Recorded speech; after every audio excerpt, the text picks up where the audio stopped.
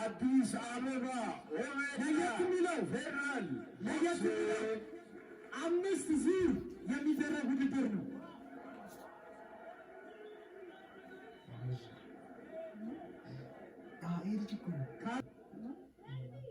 የአዲስ አበባ ፖሊስ ቦክሲንግ ፌዴሬሽን 5 ዙር ነው። ይሄ ጨዋታ 5 ዙር ነው። 3 minutes each. 5 rounds. 5 ዙር። መድረኩን እንግዲህ ለዳኞችና ለተወዳዳሪዎች ለቀን እንወጣለን። Yes.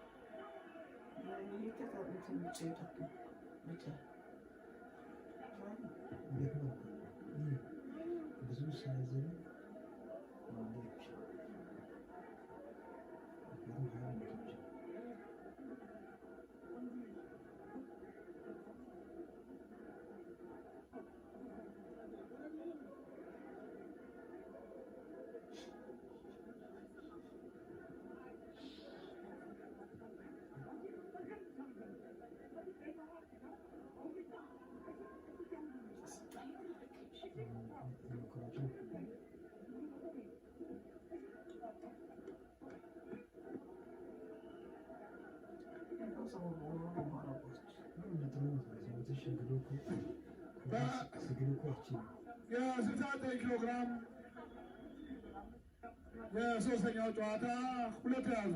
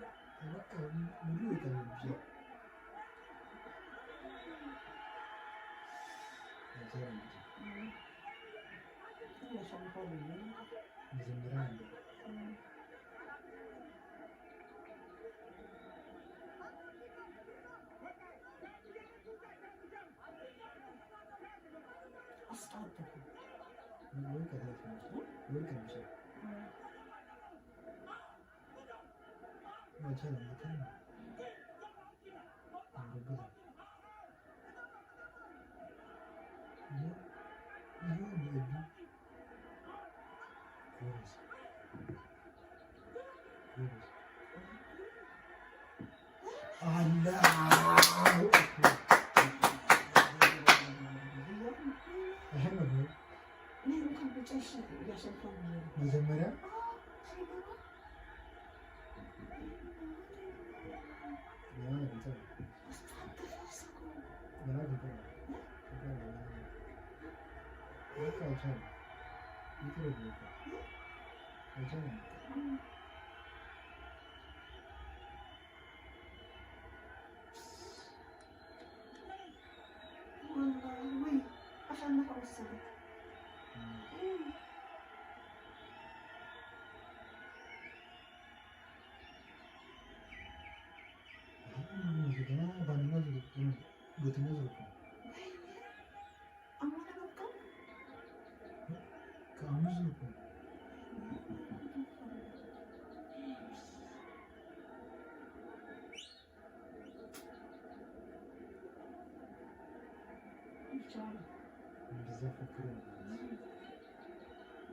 እሺ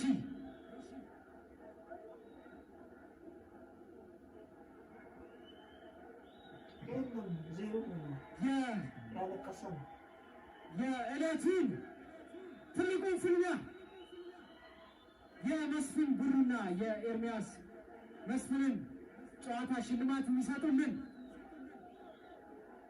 አቶ ጌታቸው መለሰ በዝንጡልን የስዌት ቦክስ መስራችና ባለቤት የኢትዮጵያ ቦክስ ፌዴሬሽን እንዲሁም የአፍሪካ ቦክሲንግ ኮንፌዴሬሽን ፕሬዚዳንት አቶ ኢያሱ ወሰን አቶ ኢያሱ ወሰን እንግዲህ የሀገራችን እንቁ ብቻ አይደሉም፣ የአፍሪካ እንቁ ናቸው። የአፍሪካ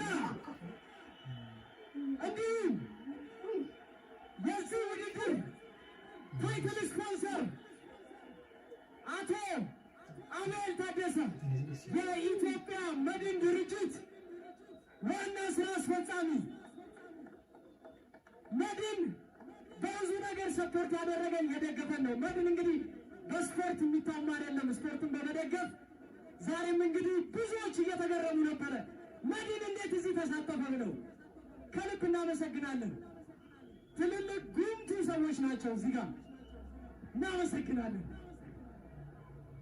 እሺ ተወዳዳሪዎች ወደ ዳኛ ጋኑልን። ዳኞች ወደ ዳኛ ጋኑልን። ተወዳዳሪዎች ዳኛ መሀል ይሁኑልን። ተወዳዳሪዎች ወደ ዳኛ፣ ቀይ ማዕዘን፣ ሰማያዊ ማዕዘን ወደ ዳኛ ጋር።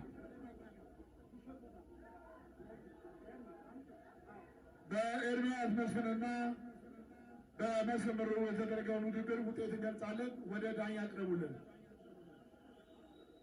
በ69 ኪሎ ግራም በከባድ ፉክክር የታየበትን ውድድር ተመልክተናል። ለሁለቱም ተወዳዳሪዎች ሞቅ ያለ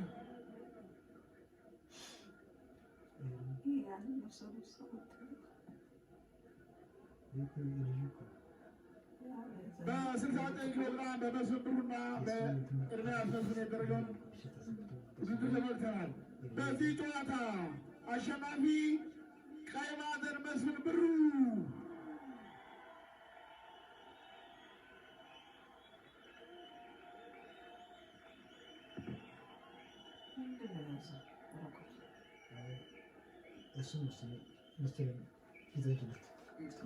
የዚሁ አሸናፊ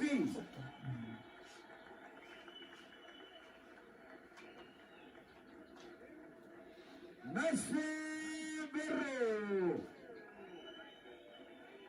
የኢትዮጵያ የቦክስ ፌዴሬሽን እንዲሁም የአፍሪካ ቦክስ ፌዴሬሽን ፕሬዝዳንት አቶ እያሱ ወሰን ለአሸናፊው 200,000 ብር አሸንፏል። እንዲሁም ሁለተኛ ለወጣው 100,000 ብር ሽልማት ሸልሟል። በአርባ ምንጭ ፓራዳይዝ ሎጅ ስም ነው። እንዲሁም ለጌታቸው ስወጥባት 400,000 ብር ሞቅ ያለ ጭብጨባ ከፓራዳይዝ ሎጅ አቶ እያሱ ወሰን የኢትዮጵያ የአፍሪካ ቦክስ ፌዴሬሽን ፕሬዝዳንት። እስቲ ሞቅ ያለ ጭብጨባ። እሺ፣ የሀገራችንና የአፍሪካ ኩራት አቶ እያሱ ወሰን ለተወዳዳሪ ለመስፍን ብሩ ለኮልፌው ልጅ ኮልፌዎች የት አላችሁ? ኮልፌ የቦክስ ሰፈር ኮልፌ የ200,000 ብር ሽልማት እንዲሁ ጌች እዚህ ድረስ ደርሰሃል፣ እኛ መደገፍ ግዴታ አለብን ብለው 400,000 ብር ለጌች። እሺ ጎስት የምጠይቀው ጥያቄ ካለ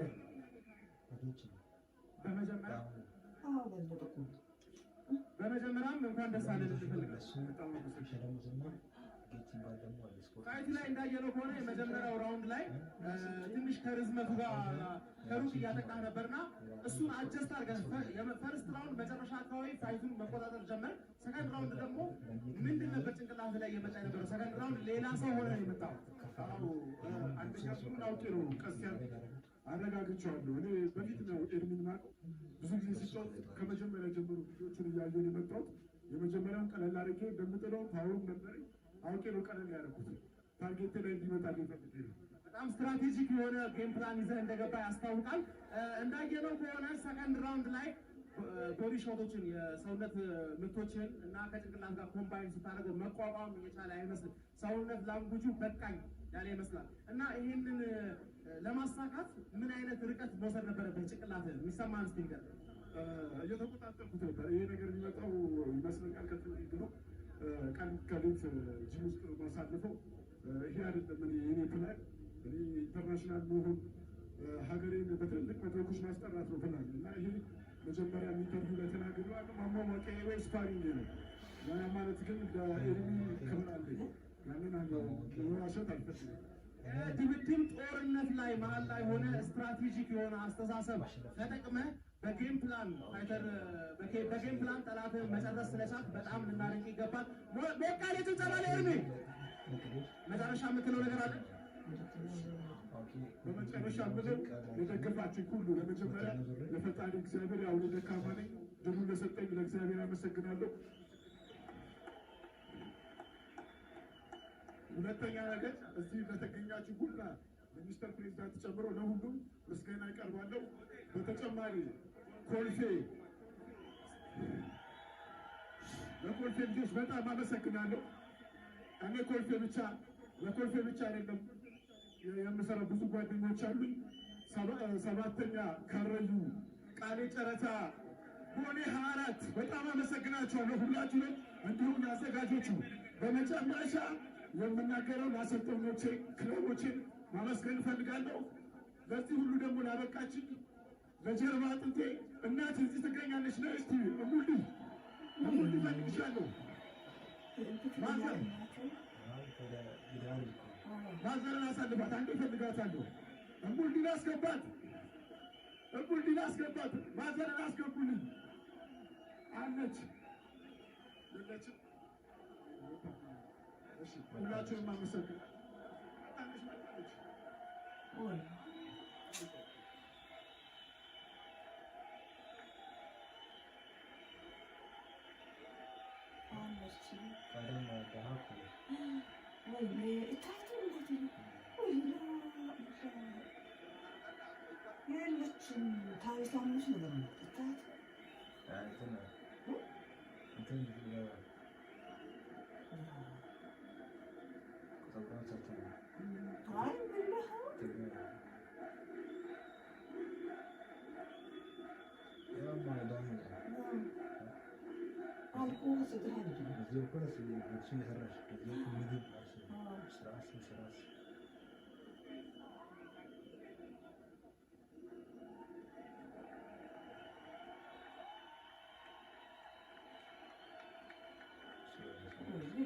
ብዙ አስገባል እንጂ አላህ ሲሸንፈው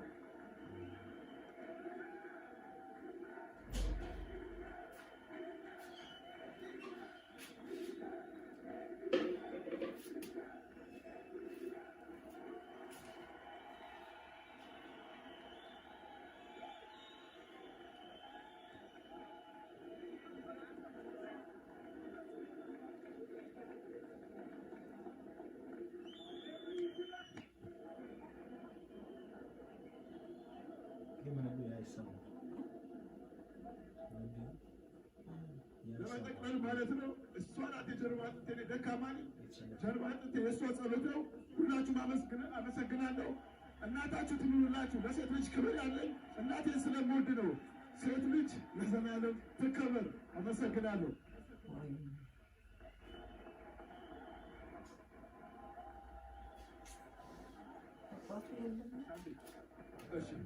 በመጨረሻ ከተሸለምኩት 50,000 ብር ለእናቴ ስጦታ አበርክቼላታለሁ። አመሰግናለሁ።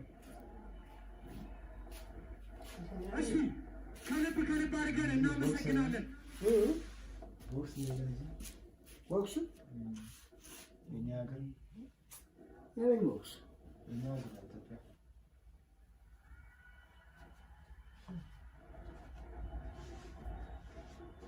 Sorry guys. Sorry guys.